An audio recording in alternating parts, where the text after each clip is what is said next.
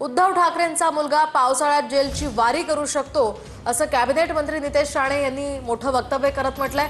डिनो मोरियाच्या घरी पडलेल्या छाप्यावरून नितेश राणेंनी हे वक्तव्य केलंय। सध्या मिठी नदी घोटाळा प्रकरणावरून डिनो मोरियाची चौकशी सुरू आहे। त्याच पार्श्वभूमीवर नितेश राणे यांनी हे महत्त्वाचं विधान केलेलं आहे।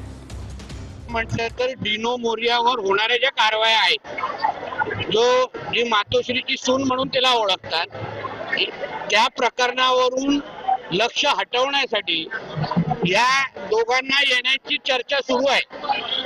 कारण का त्या प्रकरणामुळे उद्धव ठाकरेचा मुलगा हा पावसाळ्यामध्ये जेलची वारी करू शकतो अशा पद्धतीची सगळी माहिती त्या केसमध्ये आहे।